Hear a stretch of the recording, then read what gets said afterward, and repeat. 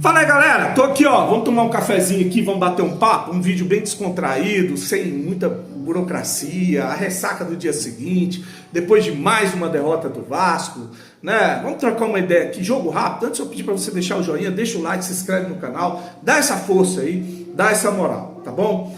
Bom, vamos falar do Vasco, que perdeu ontem de novo, e algumas coisas me chamam a atenção, triste, né? Eu gravei um vídeo antes do pré-jogo, falando que o Vascaíno já tinha um sentimento já de derrota antes do jogo. Aí teve um ou dois ou três que mandou mensagem dizendo que eu estava já argumentando, que eu não podia ser assim, negativo. Não, sou realista.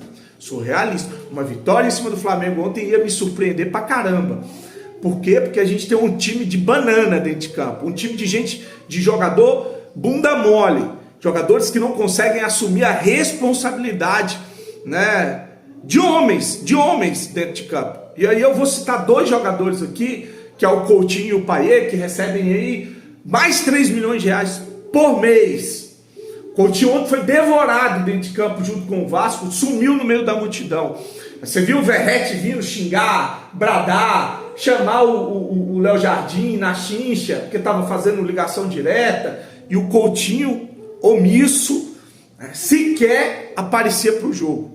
Não é assim, não aparecia para jogar, não aparecia para chamar a responsabilidade. Gente, calma, vamos botar a bola no chão, vamos jogar futebol. Não. Ah, mas o perfil do Coutinho é esse, ele é um cara tímido, introspectivo, fez muito mal para a carreira dele isso, tá? Porque quando falaram em contratar o Coutinho, e aí a galera do grupo vai lembrar que eu falei assim, olha, grupo de WhatsApp, falei assim, ó, Coutinho é o jogador que chega, vai vender camisa, plano de sócio, vai chamar o torcedor mirim, o torcedor mais jovem, vai alimentar uma esperança no torcedor do Vasco, que isso é positivo, só que dentro de campo, jogando futebol, é uma incógnita. Nos últimos anos foi uma negação por onde passou. Quase me bateram, vocês vão lembrar, quase me bateram. Mas eu falei, eu sou contra a contratação do Coutinho? Não vou ser hipócrita de falar isso. Né, surfar na onda e ser engenheiro de obra pronta. Eu falei, não, sou a favor porque por causa disso. Para publicidade é bom, para o marketing é bom, você pode conseguir melhores patrocínios, como o Vasco conseguiu, você pode conseguir melhores contratos de televisão, como o Vasco conseguiu, você pode conseguir, né, vender plano de sócio, como o Vasco conseguiu, vender camisa, o Coutinho se pagou. O problema não é isso, o Coutinho se pagou. Agora, dentro de campo é uma negação, assim como o Payet também, que não chama a responsabilidade e o protagonismo quando está dentro de campo. Chamava quando era o Bangu, quando era o Madureira, agora quando era jogo grande, se escondia. E por que eu estou citando esses dois jogadores que recebem mais 3 milhões de reais? Se você pegar a folha salarial do Vasco ali, na gestão Campelo, ela era de 4 milhões e meio de reais. Todos os jogadores do Vasco, a folha era de menos de 5 milhões de reais. Pouco mais de 4 milhões de reais, que é quase o salário do Coutinho e do Payet. E nessa folha salarial, nesse elenco, tinha um jogador de 40 anos de idade, que é o Nenê, que olha, nem se compara. Se você pegar a carreira do Nenê, é um jogador vitorioso, que ganhou Libertadores, brasileiro, ganhou títulos lá fora, não. É a mesma coisa do Payet também, né? Não é um cara que colecionou títulos na vida. Acho que não tem nenhum, para falar a verdade. Então o Nenê também é esse jogador que não teve grandes títulos, né? Viveu um momento de ascensão como o Payet, só que tem um diferencial. O Nenê, ele encarnava, sabe, a cruz de Malta, o sentimento, a alma do torcedor vascaíno. Entrava em campo, ele se transformava. Ele não era um cara que se escondia do jogo, ele vinha aqui, ó, na cabeça de área buscar a bola, ele ia na lateral, ele cavava uma falta, ele arrumava uma briga com o time adversário, né? Ele provocava. Era um jogador que o vascaíno sentia a vibração do jogador dentro de campo, que é o caso do Rodrigo, zagueiro Rodrigo, né? Então, você sentia ali que estava sendo representado por um jogador que sentia quando o time estava perdendo, que não aceitava, que buscava o jogo, né? Que não era covarde, que não se escondia, que buscava um protagonismo que eu não consigo enxergar nem no Coutinho nem no Payet. Dois jogadores nulos que custam um absurdo para o Vasco. E que se é para entregar isso, pelo amor de Deus, dispensa. Não cabe no elenco do Vasco. Para que deixar um Paulinho no banco para botar um Coutinho morto dentro de campo? Por quê? Qual é o sentido? Nenhum. Então eu quis trazer essa situação do Nenê, 40 anos de idade, e quando a gente subiu para a primeira divisão, que eu falei assim, olha, se quer pensar em coisa grande, se quer pensar em título, se quer pensar num Vasco, né, protagonista, não dá para você contar com um meia de 40 anos de idade. Porra, me xingaram, me bateram, o Nenê é foda, você não pode falar isso do Nenê. Falei, pô, eu gosto do Nenê, me representa pra caramba, mas se é para pensar daqui para frente diferente, não dá para ser o Nenê. E o Nenê tá lá no Juventude, não é titular, tá?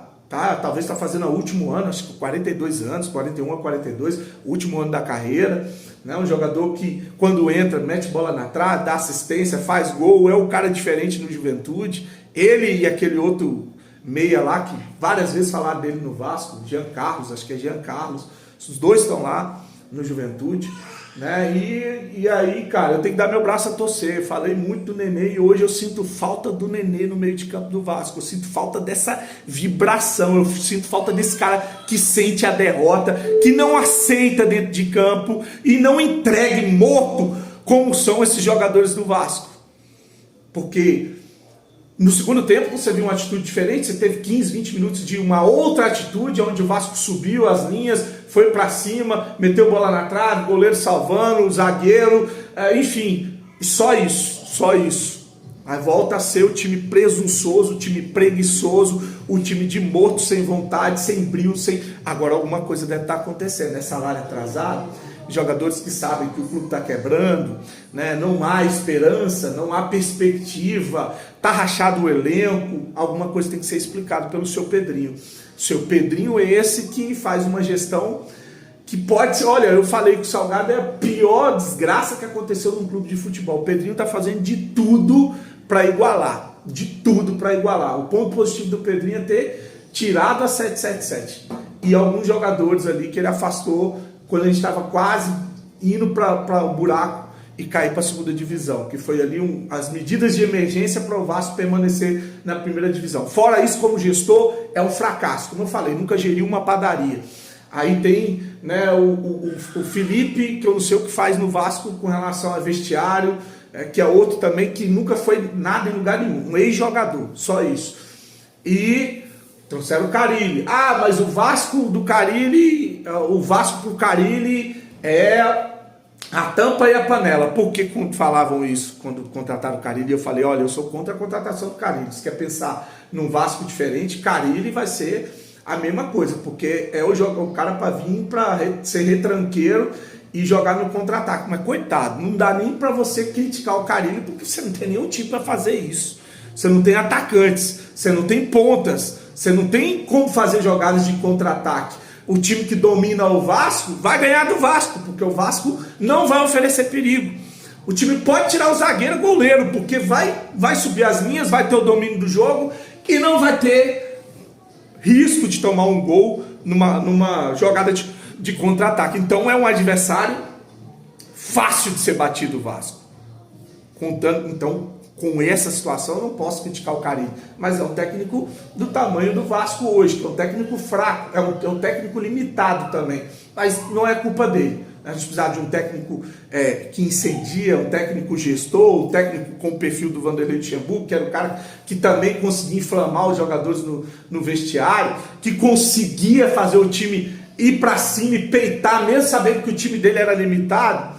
Então, a gente precisaria de um técnico desse, mas não dá para botar a responsabilidade ou a culpa no Carille. E para finalizar o vídeo, até para essa discussão que ela sempre volta, né? Que a culpa é do modelo associativo, que o modelo empresarial, o Vasco tem que ser vendido, olha, nem empresarial, nem associativo. É modelo de gestão.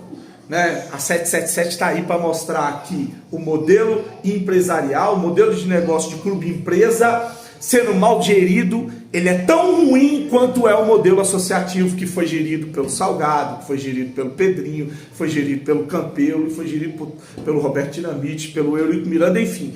O modelo associativo é um fracasso, o modelo de clube-empresa é o modelo que todos os clubes vão aderir? Então beleza. É esse caminho da SAF que todos vão seguir? Bacana. Agora, não adianta você se transformar só em SAF, né? independente de ser associativo ou de ser empresa, se não tiver uma gestão competente, a gente está fadado ao fracasso. Exemplos não faltam no Vasco, né? Exemplos não faltam no Vasco. Fica triste, fica muito triste. Eu estou gravando aqui com essa mulher me olhando aqui o tempo todo, né? Que é a mulher que está aqui na caixa do leite, acho que ela é desaparecida, Fabiana Esperidião Silva, vista pela última vez no dia 23/12/1995 em Pirituba, São Paulo. Esta é uma versão atualizada da sua aparência gerada com inteligência artificial. Tá aqui, ó. Se você viu essa mulher por aí, tá? Acho que aqui é a foto real dela, tá? E aqui é a foto de como ela deve estar. Fabiana, que desapareceu. Tá aqui. A gente também aqui né? Como é que o João falava? Assuntos aleatórios, não é? A gente aqui faz trabalho também, enfim. É isso aí, tá ligado? Desejar para você um domingo abençoado, tá? Curte a sua família, né? Os problemas, eles tendem a nos engolir, né? A gente passa por muitos problemas. O ano passado eu passei por muito perrengue, principalmente questão de saúde. Então cuidem da sua saúde, cuide da saúde dos seus familiares, que é o maior bem que a gente tem na vida, tá? É a saúde. Não é dinheiro, não é carro, não é time de futebol, é a saúde. Estou precisando cuidar da minha, né? Estou precisando fazer exames, fazer um check-up geral, porque a única coisa que, no final das contas, vale é o nosso bem-estar, tá bom? Grande abraço, fique com Deus, saudações vascaínas.